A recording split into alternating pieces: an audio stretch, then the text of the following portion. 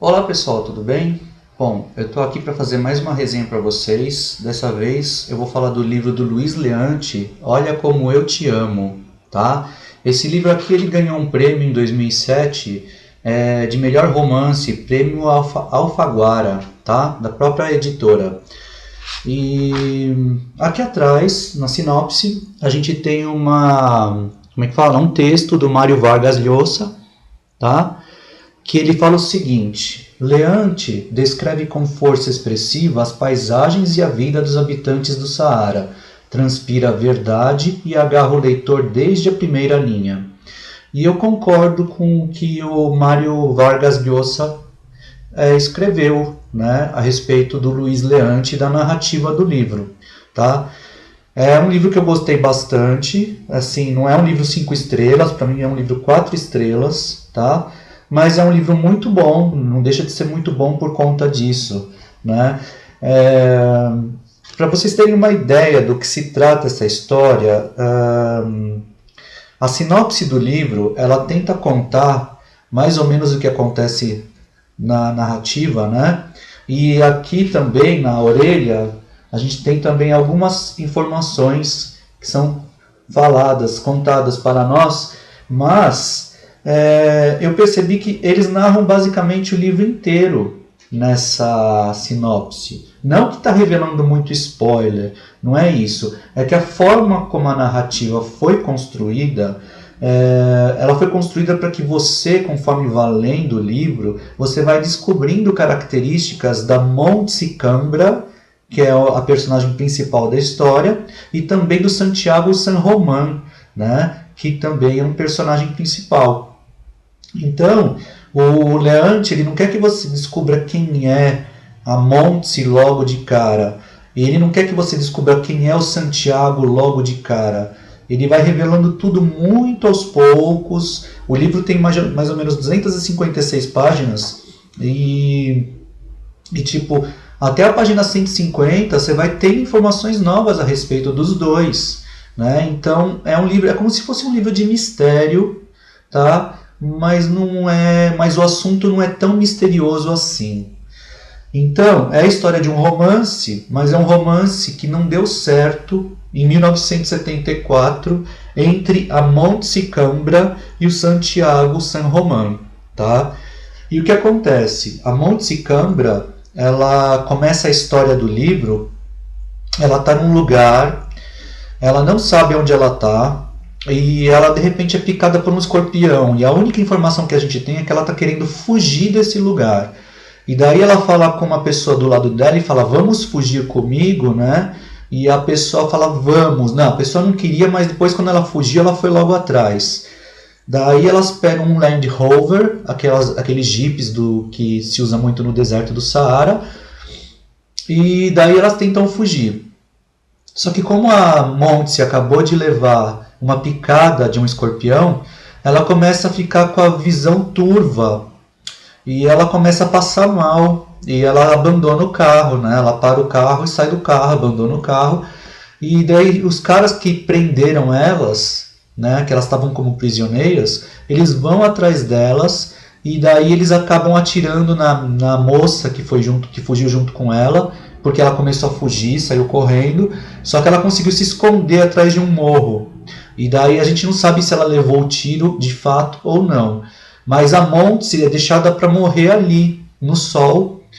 Os caras não matam ela e viram que ela estava desmaiada e deixaram ela lá. Não fizeram nada com ela. Daí, pouco tempo mais tarde, a Asa consegue voltar, né? Que é essa moça que estava com ela consegue voltar, vai buscar ajuda e consegue buscar ajuda para a Montse, que está caída no deserto. E a Montse vai para uma enfermaria e ela fica lá durante um mês mais ou menos e tem alucinações e coisas do gênero.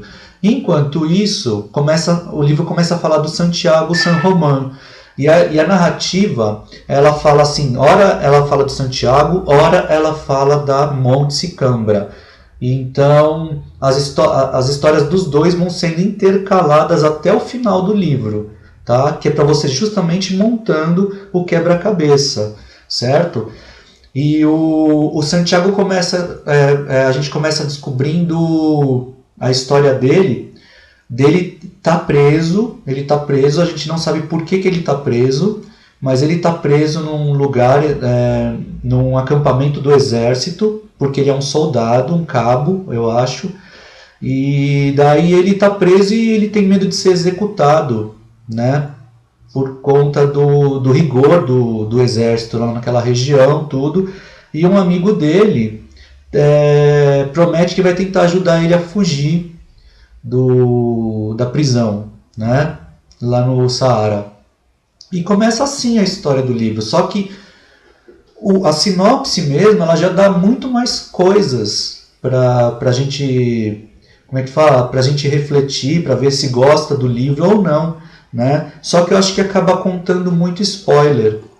Eu vou só falar alguma coisinha a mais para essa resenha não ficar tão, como é que fala? Tão sem graça, porque eu falei justamente o começo do livro.